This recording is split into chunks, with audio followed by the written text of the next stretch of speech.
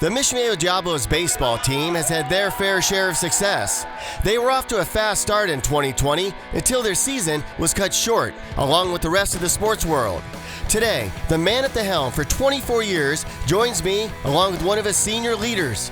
Coach Chris Ashbach, first baseman and pitcher AJ Anzai talk Diablo baseball. I'm Paul Higgins. This is Coach's Corner, and all the action starts right now.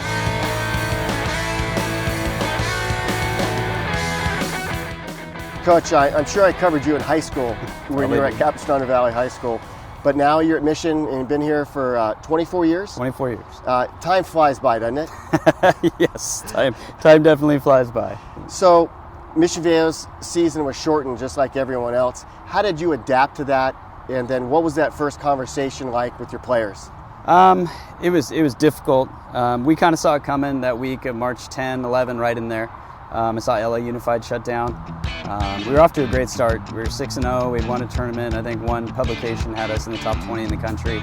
And so we were excited. We had a great group of seniors, a very talented bunch. But that week especially, it was raining. And so we were indoors a lot anyway. And then we had to cancel a game due to rain that week, which would have been our second league game. And you could see the writing on the wall. I started setting up Google Classrooms. I started talking to my class. I'm like, if this happens, and so I started talking to the players as well. Like, look, this could happen. I'll keep you updated. We have a Remind app. We had all the ability to converse and make sure we were communicating and everything else. But it wasn't like we said goodbye on that Friday. We just kind of said, okay, well, we'll get this together a couple weeks or whatever, and then it just kept stretching out. And so that's when you had to keep, you reach out and communicate some more, and then you could start to feel it getting real. You could see some of the kids and hear some of the kids and their voice and whatever else, like, this isn't going to happen, is it? It didn't set in the 13th, but it started to almost immediately thereafter, within a couple weeks. So you've been in baseball all your adult life. Can I go back a little bit? Sure. Tell me about your Little League days and then how you kind of transitioned to high school, college, and then to be a head coach. I was a soccer guy. I was playing club and travel soccer for Chuck Morales, the legendary girls coach at Santa Margarita. And one of the first clubs, Mission Viejo Soccer Club, and Julie Foudy was across the way on the Soccerettes. And then I did that, and it kind of wore me out. And so I didn't play baseball until I was about 10. And then just normal Little League experience, did well, but enjoyed it. And 10, 11, 12, and then went through senior minors and majors, and then on to Capistrano Valley High School. Really talented group that I came in with. Tommy Adams, you remember names like that.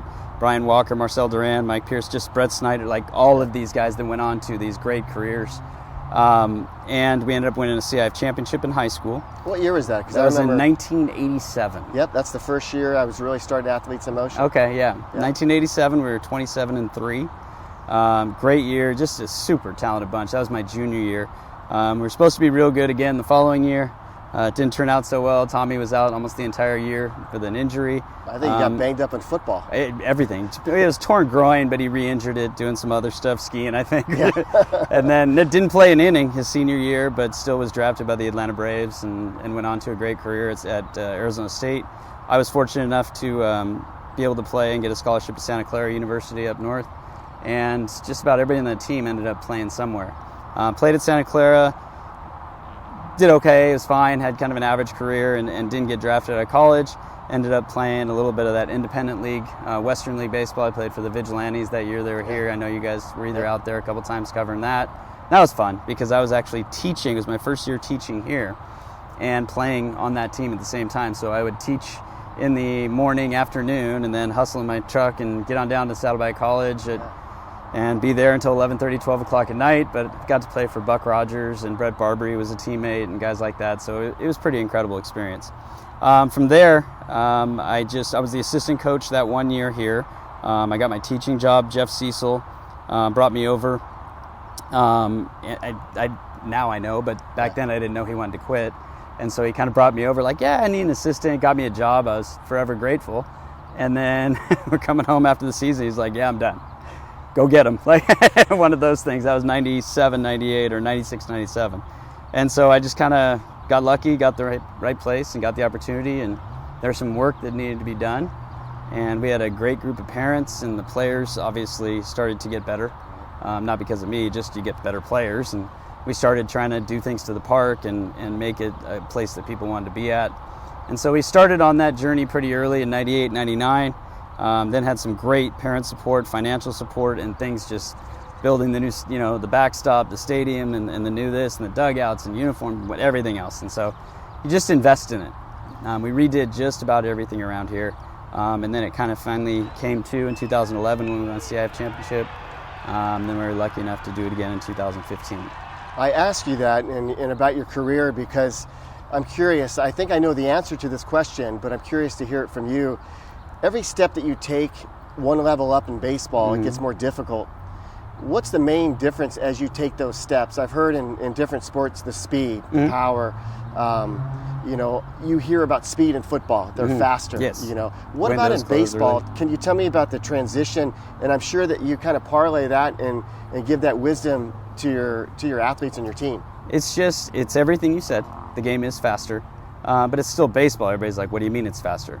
Well, in college at a Division I level, the Friday night guys 92, 93, Saturday guys 92, 93, the entire staff, everybody coming out of the pen. So it's not just one guy on El Toro that throws 93 and you see him once a year or twice a year. It's Friday night, Saturday night, Tuesday night. You got 85, 87, then everybody else coming out of the pen. It's more consistent, and so you do need to be better. It's more physical. Everybody's faster. Ball that would have got through the hole in high school doesn't anymore. The guy backhands it and throws it across the diamond. It's more athletic. The field gets smaller because everybody runs faster, so there's less holes for balls to fall in. And so everything, like the field gets smaller, the pitches come faster, and you just have to be better. That's about all I can say. Because guys can hit in high school, 85, 87, they can hit up to 90 now. It doesn't seem like 90 is the ceiling. It seems like it's almost becoming the floor where it's like, most guys throw 90. It is still not consistently like that in high school. In college, and then the next level, the professional level, independent league was crazy because every night it was 91, 93 curveball changeup. Yeah. And it's almost like you're staring at the same guy out there. Yeah. And so, but you still have to be good enough to be successful at being able to hit that kind of velocity and that kind of stuff. Obviously, they'd have somebody come in with a better breaking ball or a little bit more on the fastball, but it was still, you got into a rhythm like, what's his out pitch? Oh, this guy's got a better slider than the guy did the night before. But he's still 91, 93. It's still the same arm speed coming at you. You just have to be better, and you have to be refined, and you have to eliminate extra movements, things like that, just to be able to be as efficient as you possibly can. So I guess you got to adapt to situations. This is like an urban baseball field. We've got the freeway, we've got trains going by. Absolutely. The train's kind of cool, let's be honest. Yeah, and we've got the birds chirping in the pine trees. That always makes for a good stadium. Now they tore down all the trees, which was amazing. Yeah. This park used to have a lot of ambient, it was just fantastic. Now they had to, but the freeway. It was cool. I mean, it was just, when I was here, and there was trees all along the back fence. It had a great depth to it. It was just really cool looking. Caltrans will get those trees back. I'm hoping. I don't think so. But we'll do another TV show on that. That's Coach, fine. We're going to take a quick break. When we come back, I've got some questions to talk to you about, why baseball? And I think I know some of those answers to those questions because you have done a phenomenal job here at Mission Viejo. That. And we'll talk more about that in a sec. Thank you.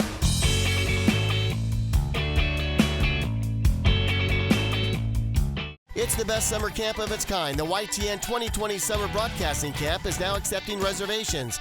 Don't wait and reserve your spot now. Email us your contact information to theytn.org/camp.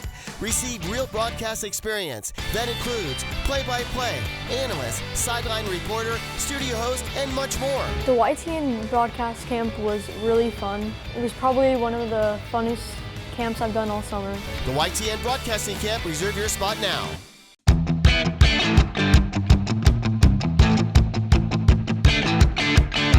It's always great to talk baseball with a baseball guy, but why baseball? You said you were a soccer guy, right? I hear that a lot, yes. But baseball, it must have caught on with you. There's something about it, and it's hard to explain because it's difficult for people now, especially that just things are happening, whether it's UFC or blah, blah, blah, and instant and football and crashes and car. And to me, I mean, I'm not going to go into the beauty of the game, right. But there is something about it that is it just gets inside you. It's who you are. Yeah. I have no idea why I was drawn to it. My dad loved baseball. He loved the Dodgers. Steve Garvey. I was like Dodgers and then Cardinals growing up, and I would play football in the street, and I would bat through the Cardinals lineup with Ozzie Smith and Willie McGee and Tommy Herr and all the way through. And so there's just something very cerebral about it, which is weird for me because I am a complete spaz, and you would think that I'd want everything to happen right now. Right. But I just love it. I just appreciate everything about it. I love coaching it because that's not boring. You know, I maybe sitting up there, it gets a little boring, but coaching it, you're thinking about the next move, and this is going to happen, and who's up if we do this, and what do we do if this guy gets on? I mean, it's a lot. Coach, it brings me to this because you just mentioned coaching. And you have to have a love for the kids that you coach. Can you tell me about this team, specifically your seniors? We're going to meet one in a little bit. But tell me about this team and the love for baseball that you have and the love for your team. Well, every year it's a different group, and so you end up treating them differently. It depends on, and it's always good, and you're always positive, and you're always trying to nurture and have a great time with them.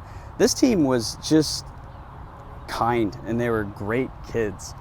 They could play baseball, and they can all play baseball at this level. But there was something very different about this group. They were good to each other. They enjoyed each other's company. They enjoyed being out here. You're going to have AJ on here in a minute, and he's just a fantastic student. Hayden Cody is a kid I've had in my class, and another pitcher. He's going to Northridge. It just seems like each one of these guys enjoyed being out here. They made it fun. I've had years, I think back in 2007, I think we won 8 games, 7 games. I had some bad years. I didn't know how to coach that year. But I had so much fun that year. I had this kid named Chris Barnes that's a legend. Like, I just loved him. He's out there somewhere in the world doing great things now. But he was so much fun to be around. Casey Holiday was out there. I mean, you remember the Holiday family. Right. Like, they suffered a couple years of some not so great teams, but all I remember is laughing. Yeah. I remember the relationships. It seems like it's, I don't want it to be cliche, but it really is about relationships, and you just enjoy being out here and watching these kids have fun, succeed. If we don't succeed necessarily in a game, they're succeeding. They're out here working their butts off. They're having fun. We're out here doing something as a team every day. So you've turned the corner now. Mission Viejo is really looked at as a great baseball, high school baseball team, and that's because of you. Whether you know players. that or not, you got to have the man at the top. But your thoughts about when I go to see games, little league games in Mission Viejo or traveling All Stars or whatever, do you recommend? And I haven't even asked you about your children yet, in the sense of, are they multi? Do you recognize the importance of multi-sport or just single? Tell me about that. No, play everything. Not only is it good for you and it's fun, but it's good for your body. It's good for your body. It's been proven physically to train, and they used to call it cross-training. Yeah. You remember Bo Jackson and the shoes and all that stuff? Yeah. Cross-training is good for you. Playing soccer, then baseball, then football, then basketball, whatever it might be, you're using different muscle groups. And when you get very sports specific at a young age, you don't develop certain muscle groups, and you start seeing injuries, and you start seeing all these other things. And the kids, I just don't know if they need to be so hyper-focused. It's almost like they're put into a pressure cooker at 12, 13, 14 years old, like you're on track to go Division I school. And the thing I'd ask anyone is just go watch UCLA play. Go watch USC play. Go watch a Division I baseball school play and tell me if your kid looks like that. Because there's a really good chance they don't. But they can be really good here. They can go play at any school, Division II, Division III, junior college. They can play various different places, but they're not all gonna play at Cal State Fullerton and Long Beach State. And that doesn't mean they're not good, but those guys are really good. Yeah. And so let's kind of get away from training my athlete. Now, if they're on track to be that way and they're going, we have a freshman shortstop this year. He's already got offers from Stanford, UCLA, USC. Like, yeah, he looks like it. He looks the part. And he's not been to every camp. He also plays football. He's a quarterback. So multi-sport athletes are the best way to go. Let them play every sport. Let them figure it out. Yeah. If they tell you, I don't want to play this, I don't want to play that, I just want to do that, okay, support their dream and whatever they want to chase. Yeah. But I would certainly not say, you're going to get behind. Oh, well, they're not going to get behind forever. That's a great philosophy. I have 5 children. I feel the same way as you do. Coach, you and I could talk for an hour. Yeah. Your thoughts, what are you most proud of what you've done, what you've accomplished? You just mentioned you won 7 games one year and had a great time. Great time. There's other years that you were on the flip side of that and won a ton of games. But is there a memory, is there something that you're really proud of, whether you've done it here in this classroom setting or over there in that classroom setting? I love being in the classroom, by the way. That's so much fun. Being around high school, they're fun. They keep you young. They're hilarious. They say stupid things. And you know what TikTok you just is. get to. I do. I won't get it. I'm not going to make a TikTok, but I definitely enjoy watching them enjoy it. I honestly can't say, it's too cliche to say, 2011 when we won it. We were 14 and 13 at one point, and I had the best team you've ever seen. I mean, I had 7 Division I guys, 2 draft picks, 1 major leaguer, and we were 14 and 13 at one point in the season. So no, that wasn't fun, but it was fun eventually. Of course it was fun to win and to be in Dodger Stadium. The 2015 team, Patrick Sandoval, he's in the big leagues, he's with the Angels, and you can ask him about Easter there. I took him down the line after one of these tournament games, told him this is the worst team I've ever been around my entire life, and blah, blah, blah, and he started laughing, and he's like, remembers it like that. That was a good group of kids, but this year even, last year, it doesn't matter. They're good kids every year. It's a different chemistry, it's a different characteristic. The 2011 team had some characters on it. I don't remember. The championship's great and it's amazing. I'm not going to throw that away. But the people on that team were hilarious. So there's Ryan Roslowski just being a spaz. I mean, it was just fun. 2009, Matt Floor, one of my great friends now. He's a pitching coach at USD.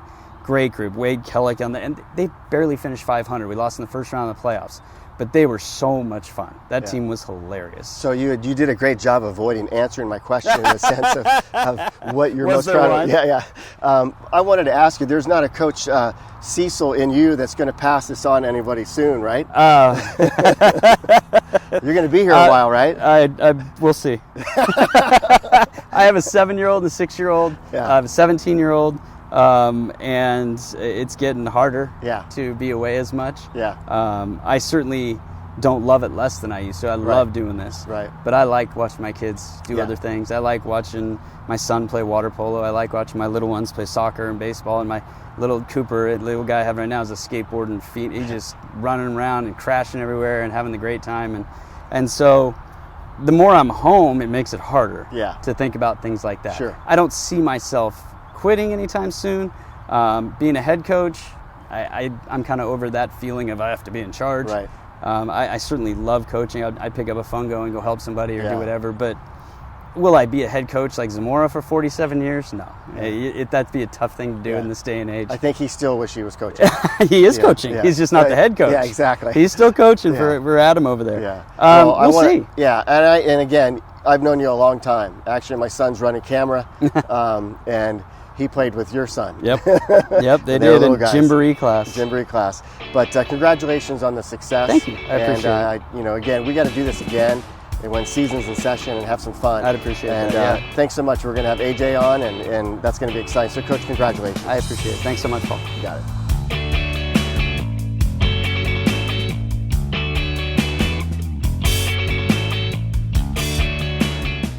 It's the best summer camp of its kind. The YTN 2020 Summer Broadcasting Camp is now accepting reservations.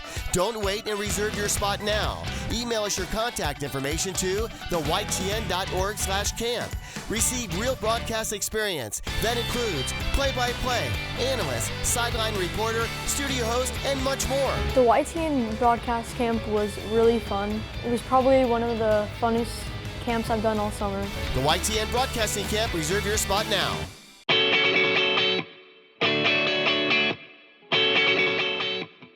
AJ, I was just kidding Coach when I said, there's only one other coach that I've interviewed that I have to ask a few questions, and that's Coach Bruce Rollinson, because he talks a long time. Coach is right up there. Oh, Coach can definitely talk. When he gets going, he can talk for a while. Has he given you some good words of wisdom? Oh, most definitely. Everything I've learned has been from him, and everything that I've gone through my entire career, I can thanks to him. I'm not sure if you could hear him, what he was saying about his progression when he started in baseball, started soccer and then got involved in baseball. But AJ, I was asking him about, does he recommend a variety of sports? Tell me about you. Did you start off in baseball? So yes, as long as I could play sports, I played baseball and basketball. Okay. And as I continued up, I continued with both. I played freshman basketball as well as baseball, sophomore basketball and baseball, and then my junior year I chose baseball, and I stopped playing basketball to focus on the sport I was So best at. almost your entire high school career, you're a multi-sport athlete. Let me ask you this: you do very well in the classroom. Does the school come easy to you? I wouldn't say it comes easy. I think I put just as much effort on the field as I do off the field, and the hard work definitely pays off when it comes to school and pretty much everything in life. But the harder you work, the better the results are going to be. And you're going to be going to Chapman. Panther, I graduated from Chapman, so congratulations. Thank It's you. a great spot. And it's close to home, which is very. nice. Why Chapman? Chapman, I was originally going to go into law school, and their law school it's very well known. Yep. But recently I've decided to go into the medical field, and Chapman gives me the balance between going far away and close. It's far enough away for me to be myself and to be isolated from my dad and my family, but it's close enough to visit and come home and stuff like that. And their baseball is incredible. National champions last year, and I couldn't ask for a better balance. Do you go in as a pitcher, or will you go in as a first baseman? I'm going in as both. Okay. Both a pitcher and a first baseman, but my priority, at least going into freshman year, will be pitching. Tell me about batting in college baseball. Is that something you need to focus on? Oh, that's 100% something I'm going to have to focus on, pitching and hitting. Yeah. They throw harder, better pitches, more pitch break. Just everything is different. The atmosphere is different. So I'm definitely going to have to put a lot of effort and work.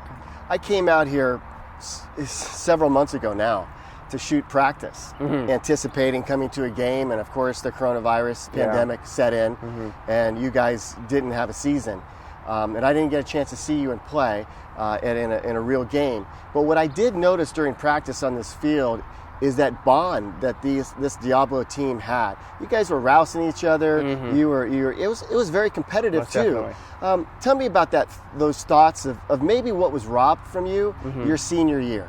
So the bond we had, we would go to team dinners, and we'd bond of just at school. A lot of us had classes together, and we've grown up together in high school.